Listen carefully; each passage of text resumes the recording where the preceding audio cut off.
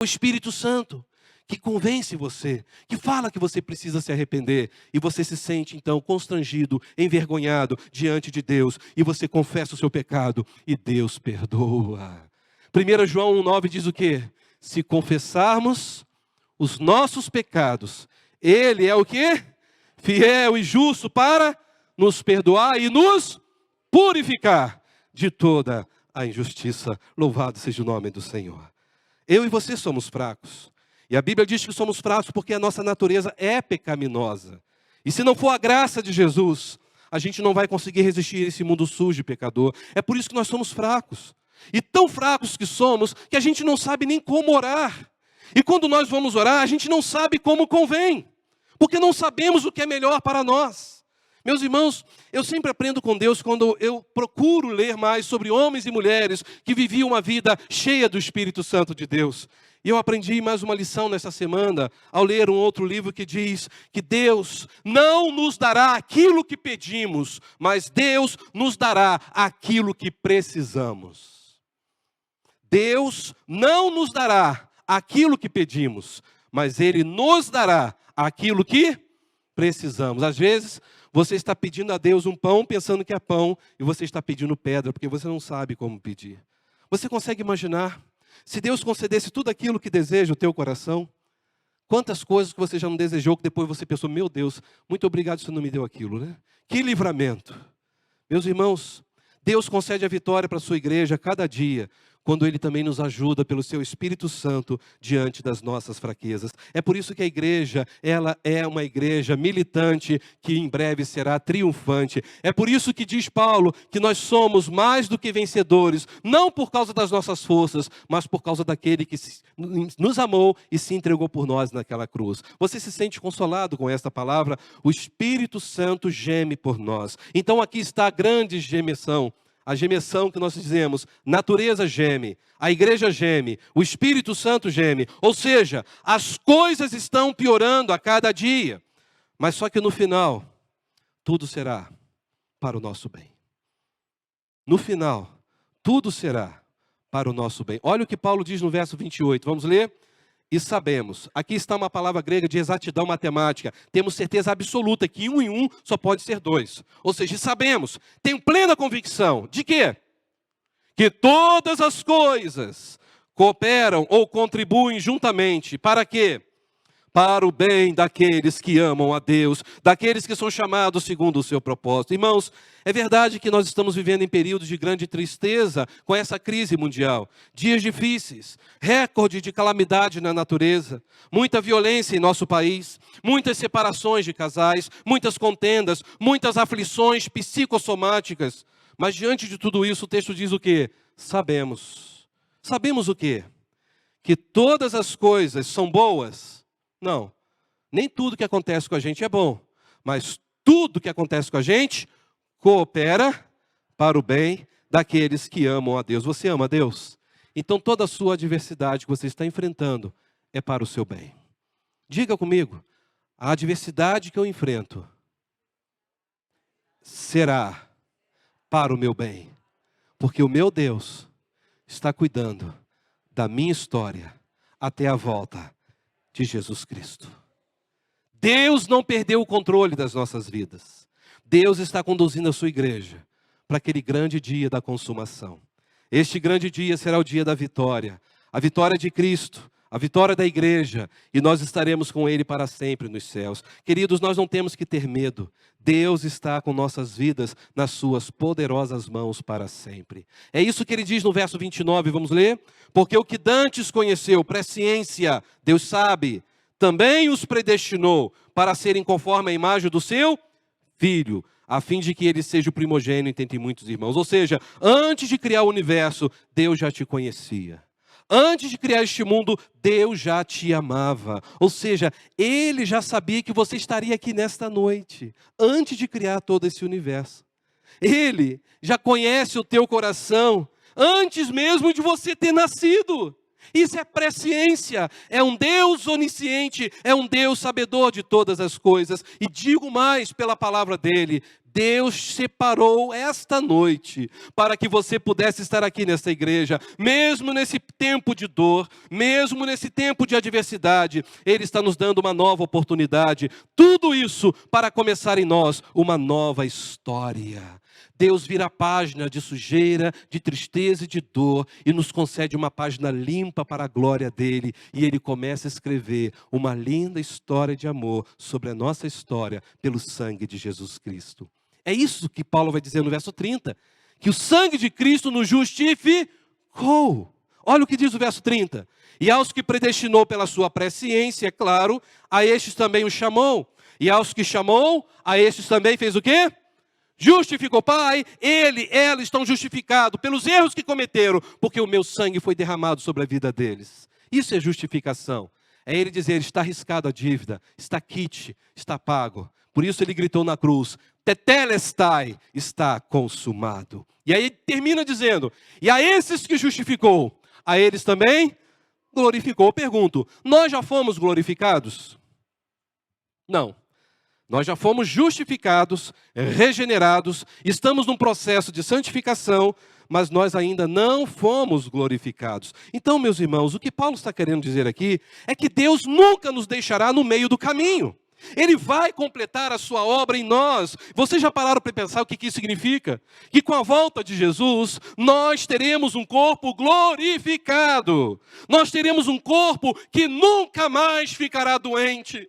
Nós teremos um corpo que nunca mais ficará cansado. Nós teremos um corpo que nunca mais envelhecerá, porque a eternidade não é tempo. Aquele corpo raquítico, surrado pela doença, que levou a pessoa à morte. Aquele corpo cheio de hematomas por causa dos soros e tratamentos hospitalares. Aquele corpo que foi destroçado em algum acidente.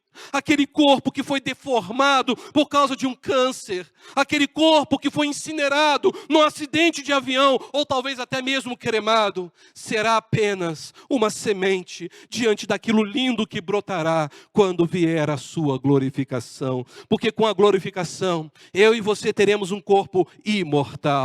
Eu e você com a glorificação teremos um corpo incorruptível, glorioso, espiritual, celestial, semelhante ao corpo de Cristo, cheio de glória, cheio de bondade. Porque quando nós formos para o céu, teremos este corpo glorificado. E lá no céu, meus queridos, não haverá berçário. Lá no céu não haverá asilo. Lá no céu não haverá feto glorificado. Nem haverá cadeira de balanço para quem não consiga andar mais. Lá no céu não terá isso. Lá no céu não terá gente aleijada. Lá no céu não terá gente cega. Lá no céu não terá gente muda ou com dificuldades físicas, porque lá no céu só haverá pessoas completamente restauradas, transformadas, glorificadas para a glória de Deus Pai. Aleluia!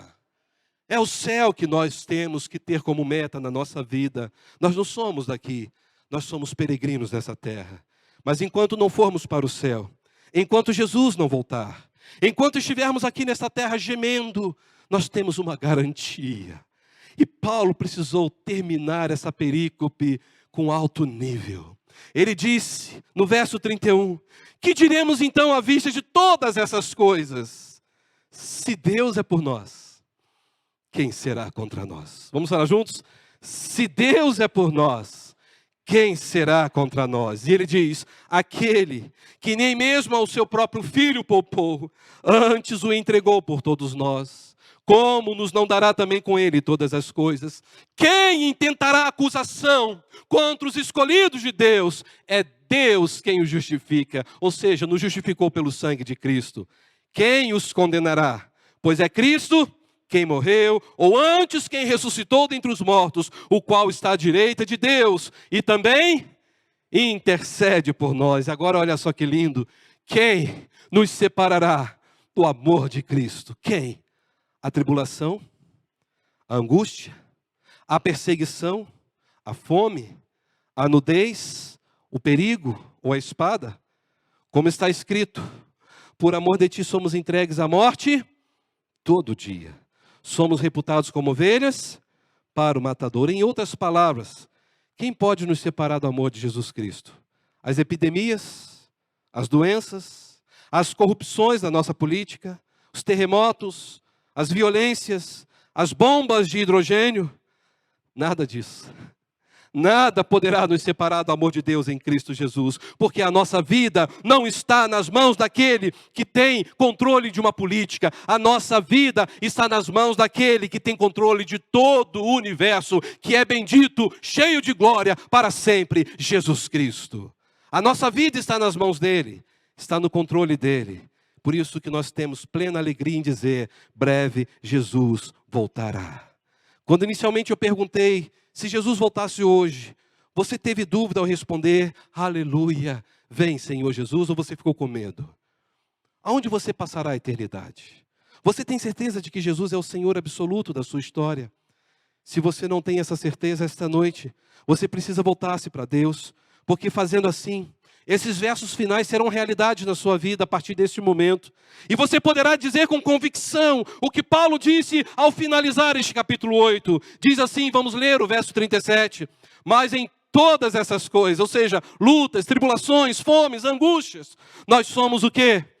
Mais do que vencedores por aquele que nos amou. Por quê?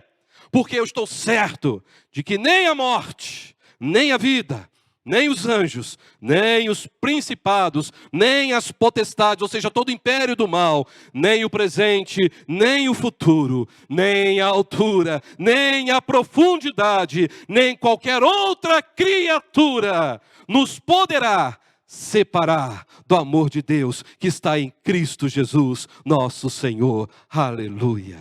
Nada nos separará do amor de Deus em Cristo Jesus. Nada. Dessa vez, Jesus não voltará numa estrebaria humilde em Belém. Dessa vez, Jesus voltará sob as nuvens do céu. Dessa vez, Jesus voltará escoltado pelos anjos. A Bíblia diz que a terra e o céu fugirão da sua presença. E agora, ele não virá mais como advogado, mas virá como justo juiz. Ele não virá mais para perdoar, mas para julgar a humanidade. Será um dia de luz para alguns, mas será dia de trevas para outros. Será dia de riso para os salvos, mas infelizmente será dia de choro para os incrédulos, que não deram crédito à palavra do Senhor. Será dia de alegria, mas dia de remorso. Quando Jesus voltar, os céus e a terra serão abalados, os ímpios tremerão. Será o dia da vingança do Deus Todo-Poderoso, o dia do juízo. Tudo que foi feito às ocultas virá à luz. Os livros serão abertos. Não haverá defesa, não haverá desculpas. Casais que viviam mal, brigando, não terão mais chance de serem restaurados. Quem não estiver escrito no livro da vida, a Bíblia diz que serão lançados no lago que arde como fogo, o enxofre, que é a segunda morte. Talvez seja este o momento de você aproveitar e se consagrar ao Senhor e dizer: Jesus, me perdoe. Jesus, eu não quero partir para a eternidade sem ter de fato esta certeza de que o Senhor me lavou, me purificou e o Senhor me deu a tão grande salvação. Para o dia da volta de Jesus, será um dia para os crentes muito abençoado. Dia em que nós seremos glorificados, dia de recompensa, dia de consolo, dia de descanso, dia eterno com Jesus. Lá não haverá mais briga familiar, lá não haverá mais guerra, não haverá ódio, lá não haverá mais mágoas, lá não haverá decepção, lá não haverá traições, lá não haverá ferimentos emocionais, ferimentos físicos, porque o Senhor Jesus Cristo, o nosso Deus, estará na nossa frente, reinando para sempre. Por isso, meus queridos irmãos, segunda Igreja Batista em Petrópolis, nós estamos sendo conclamados nessa noite pelo Senhor a levantar os nossos olhos e ver que a nossa redenção está mais próxima do que nunca. Louvado seja o Senhor, porque está chegando o dia da nossa vitória. A igreja em breve há de seguir em direção ao céu, que é o seu lugar.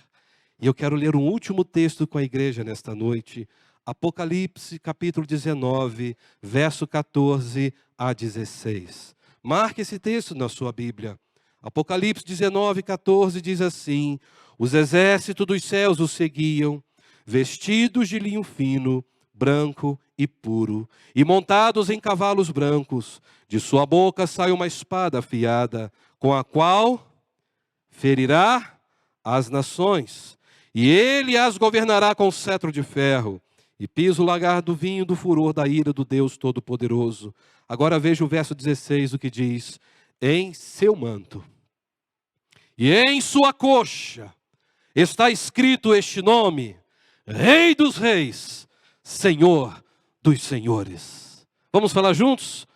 E em seu manto e em sua coxa está escrito este nome. Qual é?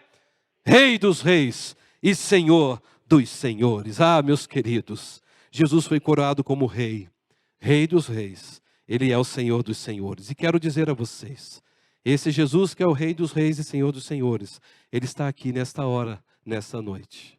Ele está aqui em nós e entre nós. Ele ainda está atuando como advogado fiel, mas em breve Ele será o justo juiz. E Ele pergunta a você: você realmente quer que Ele seja Senhor da sua história, da sua vida?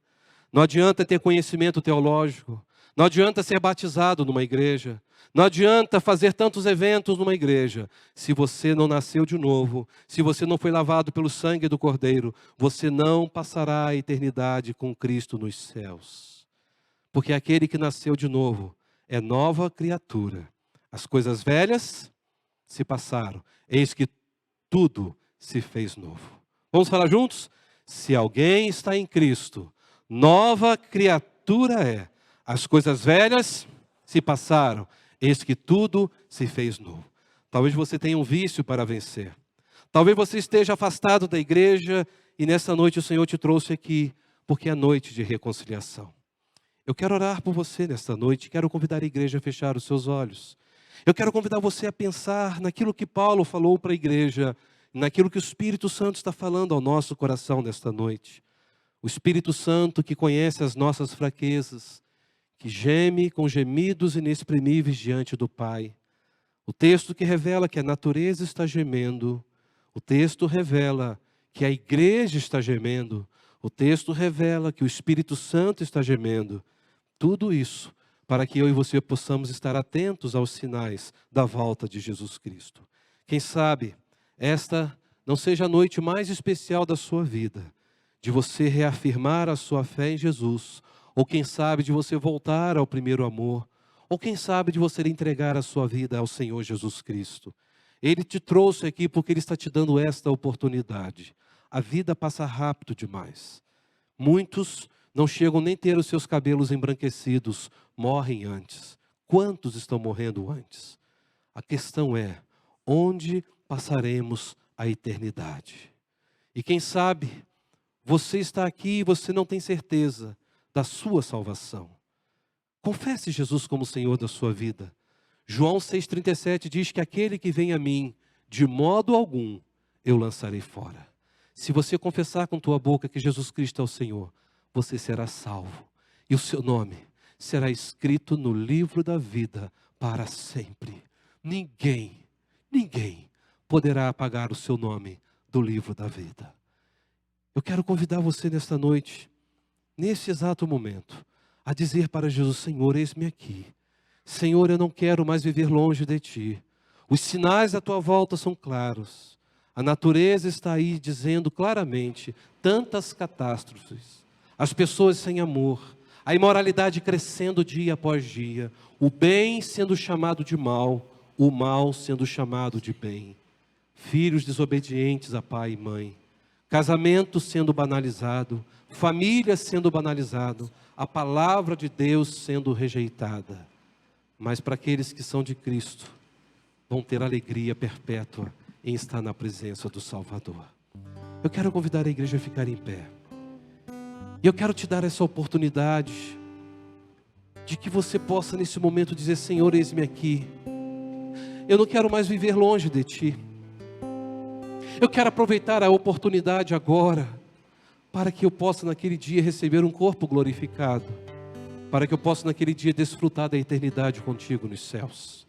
Se Jesus voltar esta noite, você está preparado? Se você quer entregar a sua vida ao Senhor Jesus, sai do seu lugar, vem aqui à frente. Eu quero orar por você. Eu quero colocar a sua vida diante do Senhor.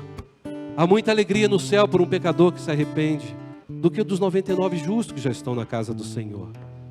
O Senhor quer que você tenha essa postura hoje, agora. Não é amanhã, amanhã pode ser tarde. Amanhã você pode perder então a sua oportunidade.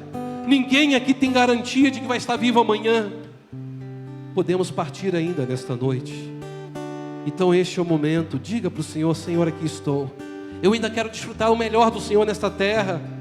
Mas você precisa ter Jesus na sua vida. Quem sabe você não precisa se reconciliar com Ele, então é agora. Vem aqui à frente. Eu quero orar por você. Se o Espírito de Deus fala ao teu coração, venha. Não tenha vergonha. Eu me lembro perfeitamente no dia que eu entreguei minha vida para Jesus, com 8 anos de idade. Eu estava com muita vergonha de ir à frente, e aquele pastor falou: Jesus não teve vergonha de você quando foi crucificado naquela cruz. Ele te amou profundamente até o fim. Não tenha vergonha de fazer isso. Aquele momento eu enchi meu peito e fui. E quando eu cheguei na frente, eu estava em lágrimas e pude dizer: Senhor, eu creio que o Senhor é o Senhor absoluto da minha história. Hoje, já com meus 50 anos, eu posso dizer para todos: nunca me arrependi, um segundo sequer, daquela decisão que eu fiz quando criança, de ter a vida nas mãos de Jesus Cristo. Por isso eu quero encerrar, eu não vou demorar. Eu quero convidar você a sair do seu lugar. Venha aqui à frente. Entregue sua vida a Jesus Cristo. Diga que Ele é o Senhor da sua vida a partir de hoje e para sempre. Há alguém que quer fazer isso? Pode vir. Se você não quer sair do seu lugar, você não é obrigado. Mas levante muito suas mãos se você estiver e diga: sim, eu quero Jesus na minha vida. Pode levantar bem alto, eu quero orar por você, aí mesmo onde você está. Mas não deixe essa oportunidade passar. Eis aqui agora o dia aceitável. Eis aqui agora o dia da salvação. Alguém pode levantar a sua mão bem alto. Se o Espírito de Deus fala ao teu coração, vamos orar. Obrigado, Jesus. Obrigado porque o Senhor nos amou, mesmo antes de sermos, ó Deus, a existência nesta terra. Obrigado, Jesus, pelo teu sangue, passaporte para uma nova vida, que foi derramado naquela cruz em nosso lugar. Obrigado, Jesus, porque Tu és o nosso intercessor jurídico, que nos justifica diante do Pai. Obrigado, Espírito Santo de Deus, porque o Senhor intercede por nós com gemidos inexprimíveis. Obrigado, Deus Pai Todo-Poderoso. Obrigado, Trindade Sagrada, pela tão grande salvação.